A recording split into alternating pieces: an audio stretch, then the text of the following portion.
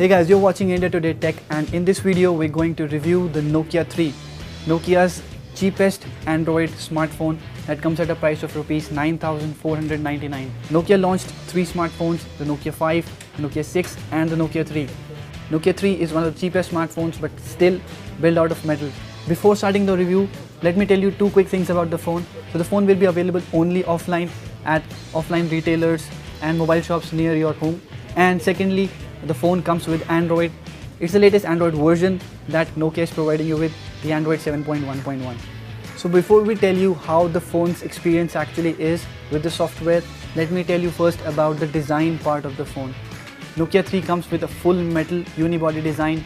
That means its battery is sealed inside, but it has a polycarbonate back. It is very similar to the Lumia phones that Nokia launched before when it was with Microsoft, and the look and feel of the phone in the hand is very much similar.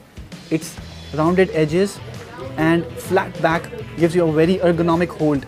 It has a 5.0-inch display which gives a very handy use experience. Now the metal frame is very different from what you get on budget smartphones in this segment. It's made out of very solid metal block, unlike the sheet metal smartphones that we have seen. Then the buttons are also very tactile and give a very good feedback when you press them. Going around the phone, there is a micro USB port at the bottom alongside a speaker and a microphone. Then at the top you get a 3.5mm jack and another microphone for noise cancellation. At the back there are the cameras with an LED flash. There's a single LED flash, of course, it's not dual LED. And then there are 2 trays on the left side that are ejected using a pin tool. Now peculiar thing about this is that you get 2 SIM card slots separately on one tray and a micro SD card slot separately on another tray. So there is expandable storage without sacrificing dual SIM cards. Overall, we have really liked the build quality of Nokia 3.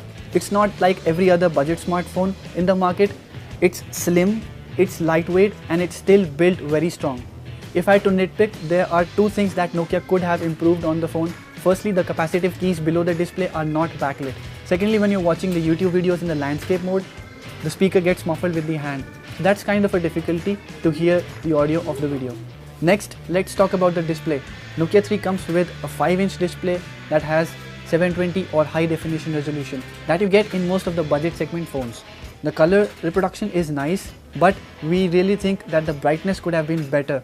Even when we were using the phone indoors, the brightness had to be put at full for normal use. So using the phone outdoors during daytime could be cumbersome, especially when the light is harsh. But then you can overlook that because Nokia 3 comes with the latest Android software, which is very hard to find in this price segment.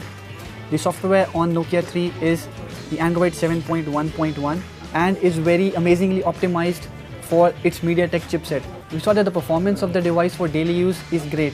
The app opening is very snappy and you can just glide through the interface and the apps without any hassle or without any lags. So it's unlike other companies. For example, Xiaomi, Oppo and Vivo have their own user interface running atop the Android. Xiaomi also runs its own MIUI on top of the Android. It's also not the latest version. So there are very few companies that run the stock Android interface, Motorola being one of them. But if you compare the Nokia 3 with the Moto C+, the Nokia 3 is far more responsive and much more fluid, despite the fact that both run a MediaTek chipset that are very similar. Nokia 3 runs the MediaTek chipset with 2 GB of RAM and 16 GB of storage, which is expandable via micro SD card. So does that mean Nokia 3 runs without any hassle and could also compete higher end smartphones? Well, sort of. We pushed the phone to its limits and we found that there is actually a limit to which you can push the Nokia 3. For example, while using daily apps or while browsing on the internet, it will run fine. But when you open, for example, 20 to 30 tabs on your Chrome, then it would start to lag. Or for example, when you are using too many apps and there are almost 20 to 30 apps running in the background, then the phone will start to show the signs of stutter and the performance will start degrading. Till then the phone runs pretty smooth.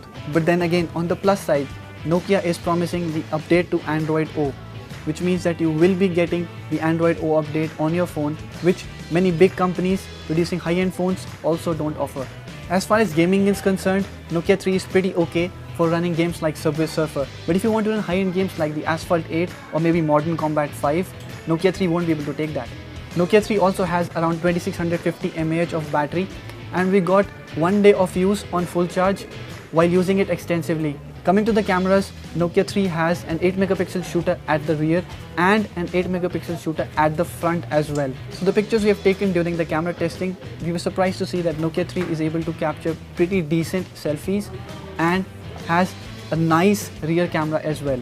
Though the interface of the stock Android app is not very friendly to use, you'll see that one-hand controls are not there at all and the settings menu is slightly cluttered.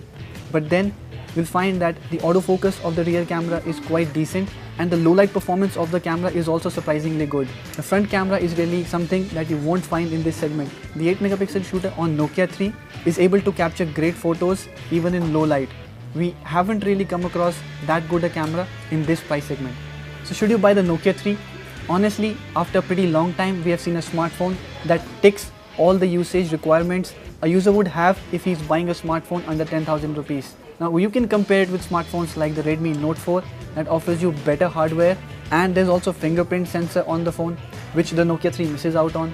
But then again, for daily use, you get a simple software to use and a promise of update that Nokia gives you.